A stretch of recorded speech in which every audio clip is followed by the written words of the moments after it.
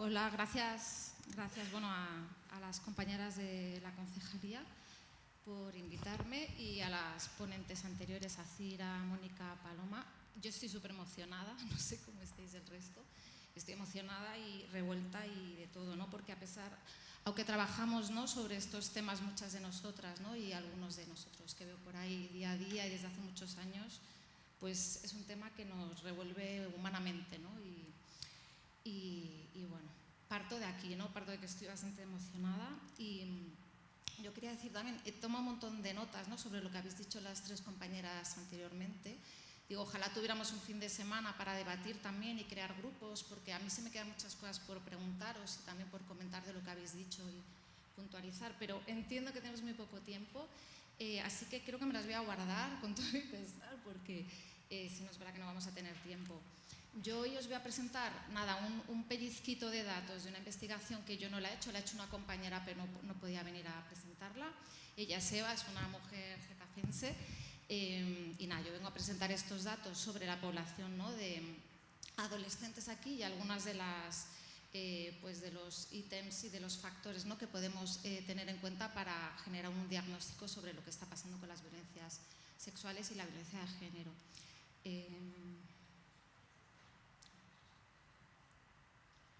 Bueno, aquí quería hacer un poquito un par de anotaciones sobre la cultura de la violación, porque sí que es verdad que la investigación es muy extensa. Ahora os voy a mostrar dónde podéis descargarosla, o sea que por eso que todo esto lo vais a encontrar en la investigación. Pero un poquito para centrarnos en el concepto de la cultura de la violación. La cultura de la violación no es una cultura, ¿no?, que anda por ahí como una subcultura dentro de nuestra cultura, sino que es nuestra propia cultura. Es decir, toda nuestra mirada y nuestro aprendizaje como mujeres y como hombres está construida a partir de la cultura de la violación. La cultura de la violación,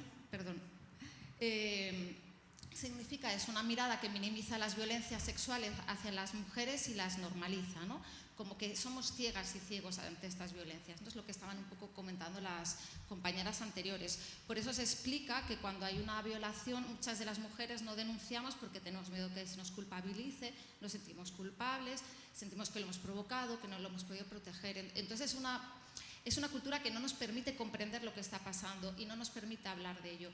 Mientras las mujeres, los niños y las niñas también que lo sufren, no hablemos de ello, la sociedad no va a ser consciente. Por suerte, a partir del Me Too, se ha empezado ya desde el mainstream, ¿no?, desde la gente en general se ha empezado a hablar de esto, pero hasta entonces la gente no había hablado. Entonces muchas veces se piensa la violencia sexual como algo de ahora, ¿no?, en plan, qué mal está el patio. La pornografía evidentemente es algo, un fenómeno que está siendo gran parte de esto, pero tenemos que entender que la violencia sexual siempre ha funcionado desde que existe el patriarcado, ¿no? También decir que el patriarcado no existe desde siempre, que tiene, ¿no?, históricamente un momento de inicio, etcétera, ¿no?, que es esa construcción de una sociedad que se basa en el poder de los hombres hacia las mujeres, ¿no? Entonces, la violencia sexual es parte de este aprendizaje. Y bueno, hablar de violencia sexual es necesario, escuchar a las víctimas es necesario, escuchar las experiencias, hablar de ello. Y bueno, eso, muchas veces se piensa que es algo nuevo, que es algo de adolescentes, que es algo que afecta sobre todo a la juventud. Sí que afecta sobre todo a la juventud porque son el 51% de los delitos sexuales en menores.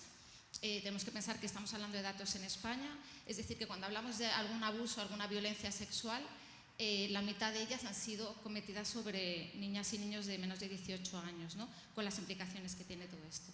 Bueno, aquí había puesto algunos otros datos para entender la importancia que tiene trabajar todos estos temas. Pues eso, el 78% son niñas, el 22% son niños, estos son datos a nivel nacional. El 99% de los que agreden son hombres. En el caso de cuando la persona que agrede es una adulta, un hombre en el 99% de los casos, y cuando agreden menores un 98% son chicos. Obviamente es un problema de género, es un problema de masculinidad que tenemos que abordarlo desde ahí. Culturalmente también, como lo que hablaba Paloma, ¿no?, al hacer este juego esta actividad, ¿no?, que las niñas y niños y las niñas hablan de que tienen miedo. Entonces, ir sola por la calle porque me van a agredir. ¿Quién te va a agredir? Es que no hemos ni aprendido a ponerle nombre, ¿no? Parece que es algo natural, algo que pasa, que pues las mujeres son agredidas, ¿no? ¿Por qué las mujeres son agredidas? ¿Quién agrede a las mujeres? ¿Qué tienen en la mente esos hombres, ¿no? Y bueno, el tercer dato que quería compartiros así a nivel general es 8 de cada 10 víctimas menores sufren consecuencias psicológicas y 59% delitos son graves. Es muy curioso porque cuando empiezas a hablar de violencia sexual y también de abuso sexual infantil en tu cotidianidad, con tu amiga, con tu vecina, empiezas a escuchar y la gente empieza a hablar. Cuando la gente ve que la gente habla y te das cuenta que, como comentabais, ¿no?, al principio, yo creo que era Cira, ¿no?, que decía todas las mujeres lo hemos sufrido de una manera o de otra. Yo recuerdo mi primera sensación de ser cosificada, tenía 5 años, en típica feria, ¿no?, de tu barrio, ¿no? Esa sensación de ya me pueden decir cosas, se pueden reír de mí por ser niña, ¿no? Entonces es curioso cómo eso se te va quedando, ¿no?, y eso te construye como mujer. Entonces, el concepto de sexismo interiorizado y todas estas creencias interiorizadas que nos conforman es muy importante, porque no es algo que hagas un clic, ¿no?, como hablamos antes, en este caso, sino que es algo que te conforma y, por lo tanto, de construir toda esta mirada hacia nuestros cuerpos, nuestro lugar en la sociedad, nuestro espacio, ¿no? Es un proceso muy largo, tanto para mujeres como para hombres, ¿no? No es como, ya soy feminista, ¿no?, sino que es un proceso de por vida, pero es muy bonito porque nos libera, ¿no?, y ayuda a que liberemos a los demás, ¿no? Bueno, vamos ya al lío. Perdonad que me enrollo porque estoy aquí súper emocionada. Bueno, te podéis tener toda la investigación, la podéis descargar de la página web del Ayuntamiento de Getafe. La tenéis ahí, ciberviolencias y sexismo. Y también quería, poneros este pantallazo también de unos materiales que hemos creado también para la concejalía, que están también en la web. Y son diferentes guías. En la primera también tenéis materiales para trabajar con jóvenes sobre consentimiento, cultura de la violación, etcétera. Bueno, un poco el objetivo del informe era crear un diagnóstico que permita diseñar programas de intervención y prevención tanto en el mundo online como en el mundo offline. Se basa en encuestas a 400 jóvenes, chicos y chicas de Getafe. Quiero que los datos que vamos a ver así muy brevemente, que penséis que son menores. O sea, todo esto lo están viviendo y vivenciando menores. Y con la trascendencia que tiene todo eso cuando están construyendo su manera un poco de estar en el mundo, su relación con su cuerpo, etcétera, ¿no? Entonces no puede quedar baladí que todo esto los niños y las niñas lo estén viviendo desde ahí. Bueno, estos son así algunos datos, os los voy a pasar en plan, ¿vale? Me voy a bajar porque... Bueno, los voy a pasar súper rápido, ¿vale? Un poco para que os dé la curiosidad de poder investigar, ¿no?, un poquito el informe. Y lo podéis ver con detenimiento porque me parece que es una pasada. No lo he hecho yo, o sea que lo puedo decir, no lo he hecho yo, lo ha hecho mi compañera Eva. Y me parece que da muchísimas pistas, no solo para ver cómo está el patio, sino para ver por dónde podemos movilizarnos, tanto profesoras, educadores, educadoras, sanitarias, sanitarios, obviamente legisladores, desde la política, desde todos los lugares. Entonces, cuando les preguntamos simplemente la cuestión de ¿cuál es la causa principal de la violencia machista? Y estamos ya poniendo el machismo en la pregunta, o sea que era una pregunta un poco fácil. Sin embargo, aún un 7% de los chicos, cuando veis el color morado es chico, ¿vale?, el naranja es chica, ¿vale? El 7% lo atribuye a la provocación de la mujer. Y estamos en 2021 cuando se hizo este estudio, no estamos en el 85 ni nada por el estilo. O sea, casi 1 de cada 10 piensa que la violencia machista hacia las mujeres las provocan ellas mismas, ¿no? Entonces, vamos a ver un poco qué hemos de trabajar con los chicos porque esto aún pervive ahí. 59% de los chicos y 24% de las chicas piensan que son otras causas al machismo, pues los típicos mitos que ya conocéis todas y todos, que pues tienen problemas con alcohol, descontrol de las emociones, problemas mentales, están locos, etcétera, ¿no? Entonces, bueno, los hombres locos atacan a las mujeres locas no atacan a los hombres, ¿no? O sea, ahí hace aguas, pero claro, estamos hablando de que no hay un debate social, ¿no? No hay una profundidad de debatir estas cosas, entonces mientras no lo miremos siguen funcionando los mitos de siempre, ¿no?, como los vamos aprendiendo automáticamente sin reflexionarlos, ¿no? Solo el 35% de los chicos, o sea, básicamente 3 o 4 de cada 10, entiende que es el machismo el que causa la violencia machista. Es un poco, parece un chiste, ¿no? Y el 75% de las chicas sí que lo identifica. En todos los datos vais a ver que las chicas están mucho más concienciadas, ¿no?, que también es algo lógico porque no las cuestiona, etcétera, ¿no? Los chicos sí que es verdad que aún, pues eso, hay muchísimo que trabajar con ellos.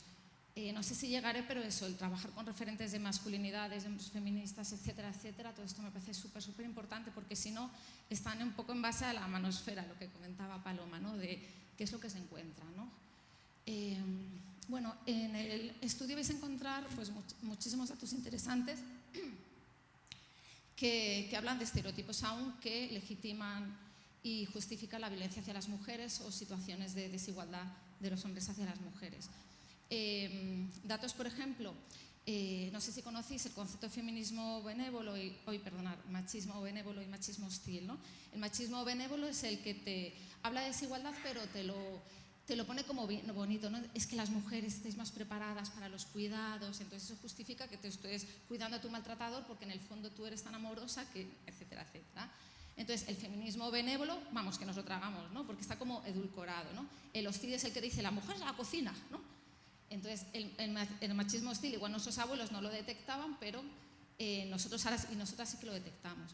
Entonces, cuando uno de los, respecto a la legitimidad de la autorización de la autoridad del varón, solo un 13% considera, o sea, aprobaría lo que sería el machismo hostil, ¿no? Las mujeres en su hogar, por ejemplo, un 13% de los chicos, un 7% de las chicas. Sin embargo, cuando ya se lo teñimos de rasgos o cualidades que pueden ser como algo visto, ¿no? Justifica pues aguantar ciertas cosas en las relaciones de pareja. Sobre el consumo online, vemos que la mayoría de los chicos consumen productos generados por chicos, y respecto a las chicas hay un mix, un 66% consume más, ¿no? Productos y contenidos generados por chicas, pero un 34% sí que consume casi todo de chicos. Lo que vemos es eso, que los chicos sobre todo se van influenciados por otros chicos. Entonces, si además de eso no tienen referentes feministas, etcétera, pues se está generando ahí una subcultura, ¿no? Que probablemente sea muy machista. Cuando les preguntamos si creen que hay mucha gente defendiendo ideas machistas en Internet, el 82% de los chicos reconocen que sí, que hay mucha gente defendiendo ideas machistas. O sea, un 82% de las chicas y un 65% de los chicos. Si hablamos de los contenidos, se han compartido pues, contenidos sexistas, un 9% de las chicas dice que sí, 1 de cada 10, y sube a un 2% de chicos que dice que sí. Esto teniendo en cuenta, claro, que qué capacidad tienen para detectar si es, ¿no?, machista o no. Muchas cosas lo detectarán porque será probablemente muy evidente, pero todas esas cositas más sutiles probablemente no lo estén identificando. Bueno, yo de este dato me quedo también que los chicos y las chicas están reconociendo que hay muchísimo machismo en las redes. Violencia sexual, cosificación de las mujeres. También esto es un resumen de muchísimos de los datos que hay en el informe, pero quería coger un poco así los más significativos. Respecto a recibir imágenes de chicas desnudas, los datos que tenemos es que 53% de los chicos han recibido, estamos hablando de chicos menores de 18 años, ¿vale? Y 31% de las chicas han recibido fotos de chicas desnudas. Yo aquí me planteo, cuando hablas con las familias y dicen cómo vamos a hablar de esto, ¿no?, de estos temas de educación afectivo-sexual, de prevención de violencia sexual, ¿cuándo se empieza a hablar de todo esto? Si los chicos y las chicas están recibiendo fotos de mujeres que no saben de dónde salen esas fotos, no saben en qué condiciones se han hecho, por qué se manda esa foto, cómo se está cosificando a esa persona, lo haces para excitarte, lo haces para tu cuerpo, desde dónde, ¿no? Y sin embargo las familias siguen, muchas, obviamente todas somos familias, las familias no son una entidad aparte, todas somos esas familias, nos cuesta hablar de ello, nos cuesta hablar de la escuela, nos cuesta hablar de las familias. Entonces, ¿cómo estas chicas y estos chicos se van a proteger de consumir y de reproducir esta violencia, ¿no? O de cómo van a protegerse si la viven, de poder hablar sin culpa, con normalidad, ¿no? Yo a veces pienso, cuando hablamos de consentimiento para primaria y para infantil, claro que hay que ir ahí de puntillas. Claro, yo digo, yo a los niños y a las niñas les enseñas a que crucen la calle mirando los dos lados, ¿no? Les enseñas que el cuchillo corta por un lado y por otro no. O sea, hay pautas de la vida básicas que les vas enseñando desde pequeñitos según van pudiendo, ¿no?, comprender. Pues es que esto es parte también, la violencia sexual es parte de la vida. Y lo que hablan las compañeras también, la gran mayoría de la violencia, ¿no?, sea en la familia, sea en entornos, ¿no?, cercanos, ¿no? Si no hablamos de estos temas, si no encontramos las palabras para hablar de estos temas, ¿cómo les vamos a proteger? Luego, ¿por qué no me lo dijiste antes, ¿no? La típica pregunta que se hace. Que esto está unido también a lo que comentaban las compañeras, que casi no se denuncia, porque sabes que te van a volver a revictimizar, ¿no? Bueno, aquí falta una gráfica que no había hueco, dije, mira, lo voy a simplificar, pero eso, 1 de cada 10 chicos ha difundido esas imágenes. Y un dato súper interesante es que 25% básicamente de los chicos piensa que es normal, ¿no? Es como, bueno, yo no lo hago, pero es normal, ¿no? ¿Cómo normalizan? Entonces, para mí uno de los factores de protección es poner una perspectiva crítica a todo esto, ¿no? Que los chicos y las chicas dejen de normalizarlo y naturalizarlo, ¿no? Bueno, respecto al sexting no consentido, ¿no? El mandar mensajes sexuales o imágenes sexuales, el 45% de las chicas le han enviado mensajes sexuales no deseados. Sigo recordando que son menores de edad, ¿vale? O sea, que no es que sea yo con 50 años casi, ¿no? Que puedo tener ya todas mis herramientas, ¿no? Sino que casi la mitad de las chicas menores de edad han recibido mensajes sexuales no deseados, 14% de los chicos, y 29% le han mostrado imágenes sexuales no pedidas sino solicitadas.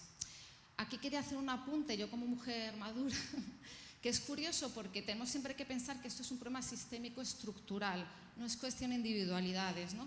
Que muchas veces en los talleres se escucha el a mí no me ha pasado, ¿no?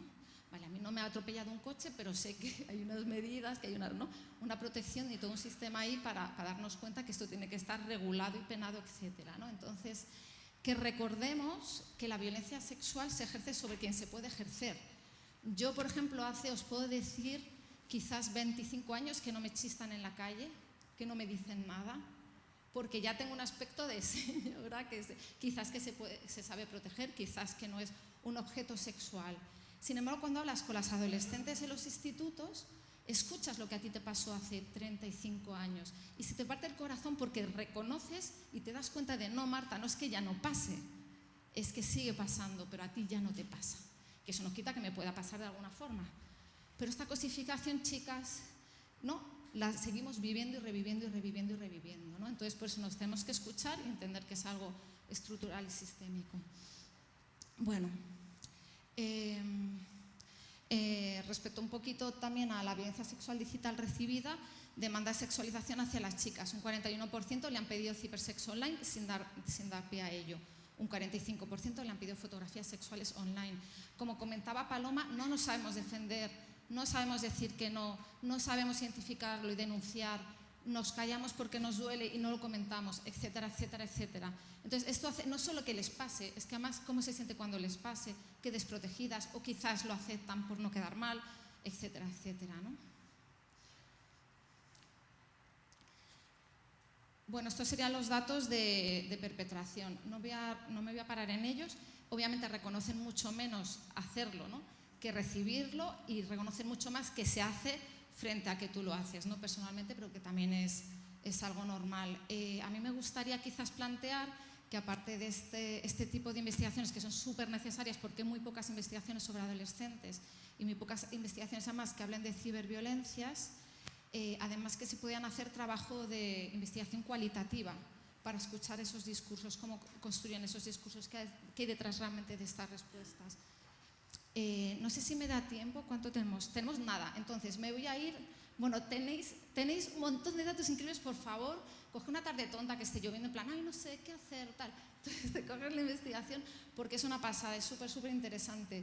Un montón de datos sobre, obviamente, ¿no?, ciberviolencia en el noviazgo, normalización del control, estrategias coercitivas, difamación y violencia psicológica, etcétera, etcétera. Vale, un poco esta parte ya para cerrar, también por entender soluciones. Somos cultura, todo esto es un problema cultural, no es algo que tenga que pasar, podía no pasar, podíamos estar en otra sociedad en la que no pasara, pero pasa. Y pasa, y nosotras, o sea, la idea es que todas somos cultura, la cultura no es algo externo, todas somos, es como un puzzle, esa mirada de ese puzzle es la cultura, todas somos parte. Entonces, todas podemos cambiar desde nuestro puesto de trabajo, en nuestras redes sociales, en las relaciones familiares, en la vida. Y, en fin, que está en nuestras manos, nosotras construimos. Por ejemplo, la palabra feminismo, un 21% desconoce el significado, piensan que es algo así como mujeres locas que quieren hacerse con el poder. Pues reapropiarnos de esta palabra en el sentido de expliquémosla, qué está pasando también, por qué no llega a los chicos. Bueno, no lo sé, habrá muchos factores, pero cómo aproximarlo, ¿no? Los chicos, el 90% cree que la igualdad necesita la implicación de los hombres, ¿no? El concepto de igualdad parece ser que lo entienden un poco mejor, ¿no?, los adolescentes frente al feminismo. El 48% desconocen la existencia de movimientos de masculinidades igualitarias, etc., ¿no? Entonces, vamos a intentar trabajar por ahí también, ¿no? Referentes de hombres feministas. Estos datos a mí me rompen el corazón.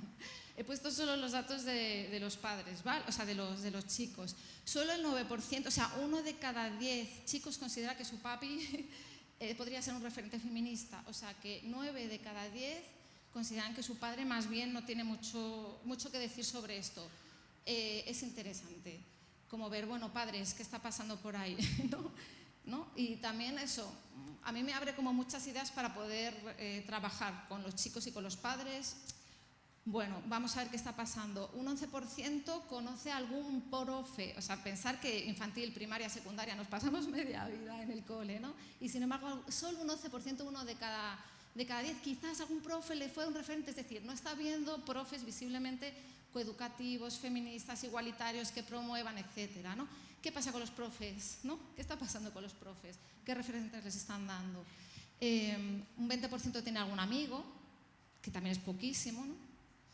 Y un 48% conoce a algún personaje público de referencia, independientemente de su valoración, o sea, que igual les parece un horror, o sea, pero al menos tienen algún referente público. Y ya tengo que cortar, ¿no? Bueno, último dato, sí, perdón. Posicionamiento ante la igualdad, la falta de identificación de los chicos. Cuando les preguntamos cómo se identifican, un 52%, lo que os comentaba, ¿no? Las chicas se perciben activamente como feminista, un 38% a favor, pero sin ninguna implicación especial, y un 11% indiferente o negacionista. Sin embargo, los chicos encontramos como solo 2 de cada 10 se percibe como feminista y de cierta forma activa, 38% a favor de la igualdad y sin implicación, y tenemos un 33% de cada 10 que se muestra indiferente, negacionista u obstaculizador. Esto tiene que ver mucho con los discursos de odio, con la ultraderecha, etcétera, que ahora como campa a sus anchas, y o reaccionamos ante todo esto o, como ellos decían al principio, hay muchísimo contenido machista en las redes que les está llegando. Entonces, tenemos que hacer, ¿no?, un pensamiento por aquí, cómo llegar a ellos y a ellas y cómo adaptarnos también a sus realidades. Y bueno, gracias por la escucha.